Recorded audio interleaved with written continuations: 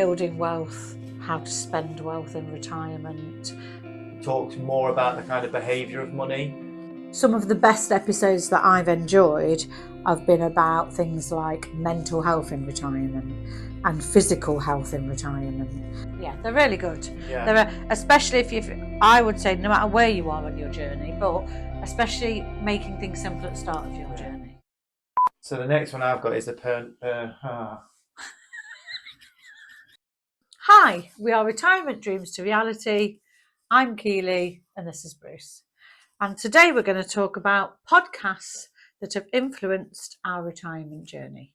So I've done some honourable mentions. Okay, so there are certain ones that I've looked at that haven't made my list. The first one I've looked at is Money to the Masses. So this is what I looked at quite early on when we were going through kind of the retirement planning and stuff. And it talks about different ways of saving money. They talk a lot about stocks and shares. They talk about property. But I kind of lost interest a little bit because they tended to repeat a lot of the things they'd said. Have you got did you get a Money to the Masses Cup? Yeah, that's right. Yeah. It was those that, that's like about 2 years ago now. Yeah, so they were quite interesting. They were quite good, and because we'd already started our journey. Yeah, so they were good for a starting point, and they are really interesting. They go through some really good stuff about stocks, and for example, Vanguard and AJ Bell and all those. So they're really good for that. But again, after a while, I'd taken from it what I could, and then are they English? Yeah, they're English as well. Right, okay. I think I've listened to them a little bit. Yeah, I mean, and then my other honourable mention is This Is Money. So I've been listening to that quite a bit. They quite regularly put a weekly podcast out, but again, the rhetoric is very political. You've listened to them a couple of times. Well, I was going to say they've actually made my list. This Is Money podcast. Yeah. It's quite a well-known one. It literally deals with all aspects of money, and I put that it's quite topical. So what I've noticed about it is if there's something on the news that week, then they cover it that week. Yeah. So it's really, really current. So they did quite a lot about when pension ages went up. They've done quite a bit about the 2 pence, national insurance. So if there's been something in the news that you've thought, oh, I want to have listened, I want to find out a little bit more about that, I think Money to the Masses is quite good for that. Yeah, they are like super current. So anything that's happening, they are really, really current. I've said that I like listening to the main guy, Simon Lambert, but I also like the really chatty nature of that Georgia Frost. Yeah, she's really good. She's a good host. Yeah. And they have quite really good banter, don't they? So they have quite a nice time making it. Yeah. But again, it's almost like it's a nice listen to, but because there are only so many podcasts I can listen to, that's kind of been left behind a little bit. Whereas for me, I've sort of said it's not my go-to every week, but I might have a look through what the topics are and go back into it. Yeah. So I probably listen to it about once a month or something. So it did make my list. So the first one I listened to is one called Modern Wisdom. So this is Chris Williamson. So this is quite a popular podcast. It's really well produced. It's good because it has lots of different topics. I know today we're talking about finance and travel and retirement and things like that, but they also have on lots of different guests about lots of different topics. So it's kind of one of those that I can dip in and out of. So if there are kind of a particular guest that I want to listen to, because recently they had the Psychology of Money guy on, and he was really interesting. So again, that relates to us and our financial situations and stuff. So, that's what his is called. Yeah. Yes, the one who's recently gone into partnership with James Smith. Yeah. So right, okay. Yeah. So I didn't know that's what it was called. Yeah. So like I say, he does talk to a lot of different guests about a lot of different topics. They're quite long podcasts as well, aren't they? Yeah. Again, they're good for the car. Right. Okay. So that's your first one. Yeah. So he's got lots of topics, lots of guests. I put down really good production value, lots of information. Okay. My first one, I've stuck mainly to finance. And my first one is an oldie but a goodie. I think we've both been listening to him or them for quite a few years. Meaningful Money, Pete Matthew and Roger Week, as in months, which is what they say all the time. Pete Matthew and Roger Week. And it literally is all things finance, building wealth, how to spend wealth in retirement. It deals with their role as financial planners. It deals with everything to do with retirement and finance, doesn't it? They also have, I think originally we watched the YouTube channel.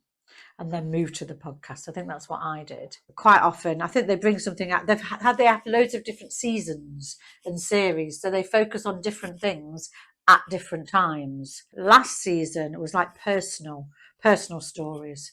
I like those. I like seeing. See, I didn't like those. Yeah, See, like the I Chris. preferred Did you say his name was Chris Williamson? The other Yeah. guy.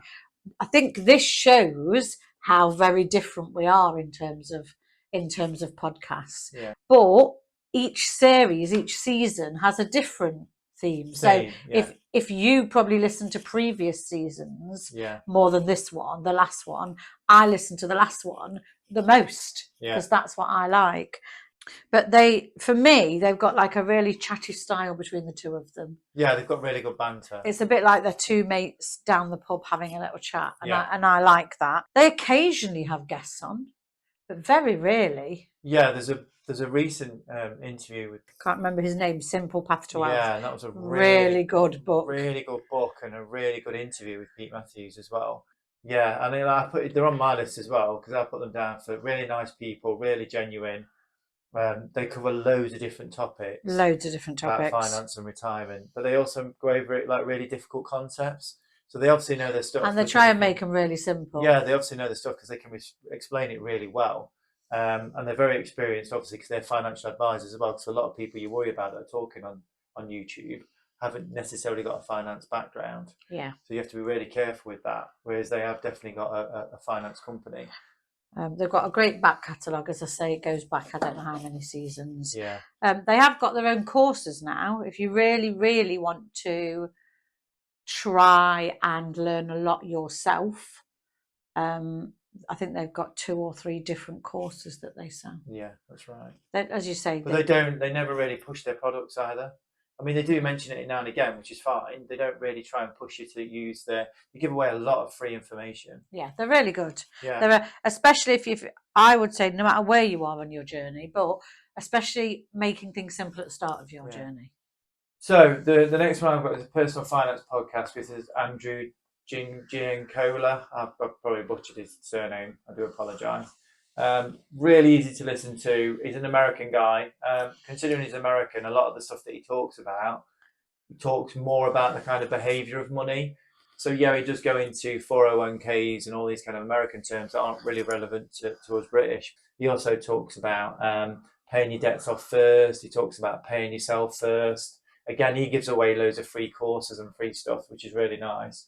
And I think one of the biggest things is that he talks about spending your money as well. So very few of the podcasters and the YouTubers actually talk about spending money, whereas he talks about if coffees are your thing, then go and have really expensive coffees. If cars are your thing, then go and buy an expensive car. He says find out some things that are yours, but then obviously you can't have everything, but don't completely restrict yourself and don't have anything at all because life's worth living. And kind of that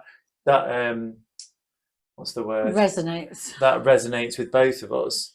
I think the climate's changing a little bit because Pete and Roger have started talking about spending your money now. Yeah. Don't restrict yourself.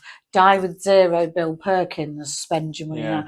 I think FIRE might be waning just a little bit. With a lot of the podcasts that you listen to, it's a little bit like, it's important to save so you can retire early, but you've got to live as well.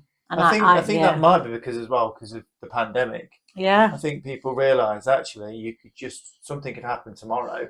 Yeah. And if you've got all this money saved and you basically restricting yourself so much that it's not worth it if you're not there to spend it. So I think more people there's that saying's been around for years. Who wants to be the richest man in the graveyard? Yeah, this is it. So no, it is good. It is nice here, refreshing to hear that somebody else again is talking about spending it and do it on things you enjoy. What's your next one? So my next one is The Human versus Retirement, Dan Haylett. And this is not just finance.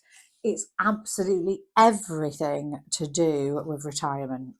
They have loads of special guests on. In fact, I think virtually every episode has a special guest. So it's like a focus of different people. So the main thing I like about this one is that it covers the whole picture. Some of the best episodes that I've enjoyed have been about things like mental health in retirement and physical health in retirement, and also how to keep your social network in retirement. So it's a whole, it covers a tiny bit of finance, but the rest is about what retirement's going to look like and what other people's retirement looks like. So that's why I like that one. Yeah, I can see myself in that one. It's called The Human versus Retirement, and there's loads of episodes. Dan Haylett. Real. So my next one is Many Happy Returns. So this is kind of one of my favourites, really. People that talk about different topics within stocks and shares and investments and things like that. Now, what's really good about them is that they have loads of knowledge. Have I listened to any of those? You've seen him on YouTube. Right, I don't know if you've listened to any of the podcasts. Okay. But he's obviously very, very clever and knows what he's talking about. So they push like investing in kind of low fee ETFs. He really doesn't believe in having financial advisors and paying really high fees. He thinks we've all got enough knowledge and a kind of intelligence about us to be able to do it ourselves. But then he also does talk about kind of having 5% play if you want to invest in stocks. There's something interesting to do, but the majority of your portfolio should be in ETFs. I listened to a podcast just last night that said, I'll allow you 5% play. Yeah. But there definitely should no more of your budget, no more than 10% should ever be spent on stocks that interest you. Not that we're saying that financial advisors are not worth their money. Everybody's just on their own financial journey, aren't they? Yeah, I mean, it's a good starting point as well. Like you say, if you're not sure, it's good to get a financial advisor and get that kind of security. When we had our financial advisor, we had absolutely no idea about any of it. No clue. Yeah. No. I've lumped my next two together because even though they're very, very different, they don't really have any relevance to the UK sort of financial situation, but I still love listening to them. The first one is I Will Teach You to Be Rich, Ramit Sethi. And the second one is Jill on Money with Jill Schlesinger. Now, I think you've listened to I Will Teach You to Be Rich by Ramit Sethi, haven't you? Oh, yeah. So he basically is a guy who does all things fine. He's got a book called I Will Teach You to Be Rich, which actually I'm sure made him rich. He's got all sorts of YouTube channels, but he does a podcast. And the current, I don't know whether he's been doing this for years or whether it's just his current format, but he takes a couple and talks to them for about an hour about everything finance and tries to help them feel better about their finances. So people get in touch and say, look, we need your help. And it's literally like being a fly on the wall in their lounge. I absolutely love it. And then there's another one called Jill on Money, and she posts every single day, but they're about 10 minutes. And she speaks to people on the phone and gives them advice about their financial situation in America. And literally, what was I saying to you for the first couple of months? Every single person who rings in says, I've got $3 million. Is it enough to retire today? And then she talks them through it. So in terms of gaining valuable information for our retirement, there's virtually none, because we're never going to have $3 million, £3 million. And none of the 401ks and what's the other one, Roth IRAs are relevant to us. But once again, I love listening to individual people's stories, what they're planning to do in retirement, why they want this money. It's like being a fly on the wall. So those two American ones are ones that I listen to loads to help me sleep. The good things about the podcast is that they are easy to listen to and they are topical and you're not necessarily going to take lots of value away from them every time you listen to them. And I'm so focused on retirement. I just love listening to all things about retirement. And we are very obsessive compulsive people that once we sit on a topic, we kind of oversaturate it. Yeah.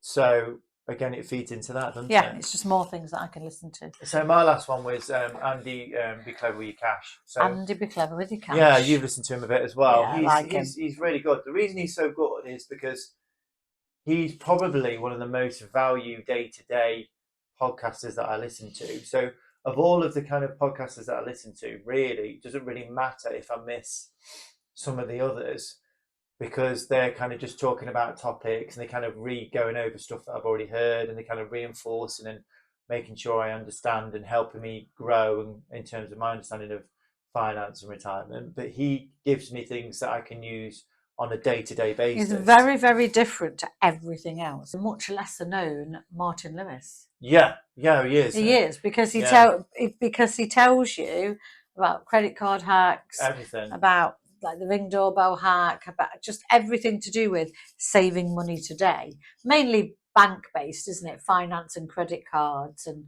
he's always trying to find ways of saving you money. But he's very much British, kind of UK based. So but Martin Lewis is. He's just really, really.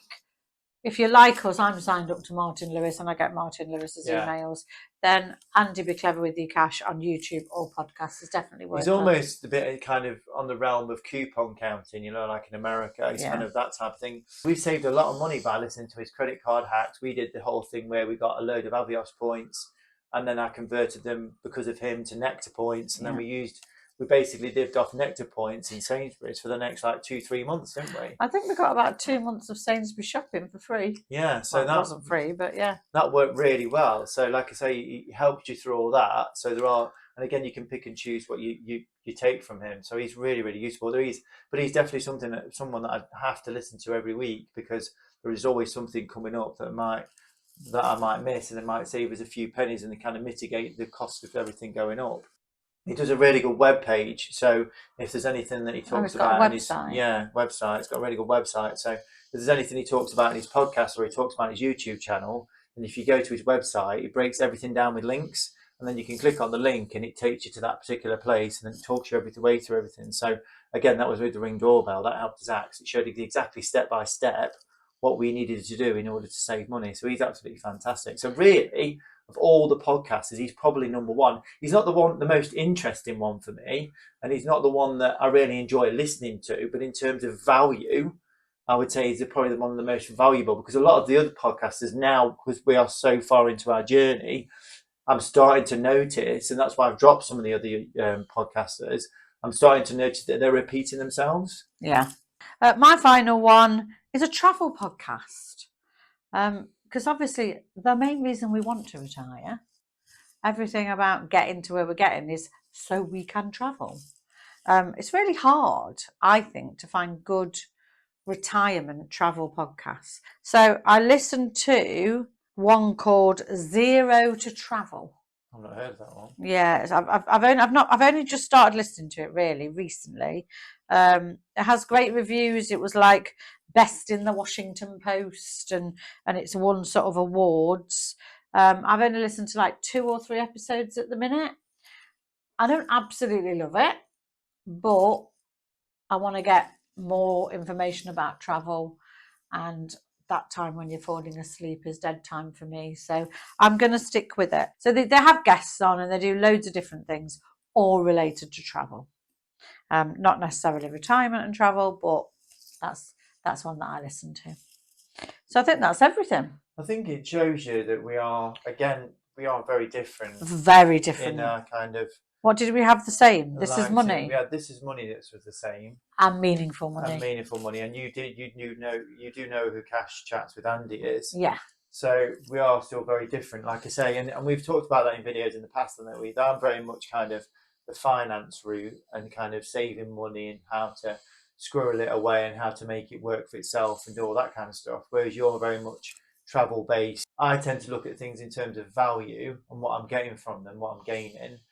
And I think that's what we're always trying to do. We're always trying to better ourselves. And again, because we're obsessive compulsive, we try and saturate as much. Is that the right word? We try and absorb. Yeah, we try and absorb as much knowledge as we can, because we want to kind of be forewarned is forearmed, isn't it? We want to make Yeah. sure we know as much as we can, so then therefore we can get the best possible outcome. Yeah. And that's why we listen to these podcasts, isn't it? But again, probably at some point we'll change and chop into something else. I listen to mine on Spotify. What do you listen to yours on? Google Podcasts. Oh, interesting. Most podcasts can be found on all different platforms. Yeah, and what we'll do is we'll in the description below we'll link all of them, so you can have access to them if you want to.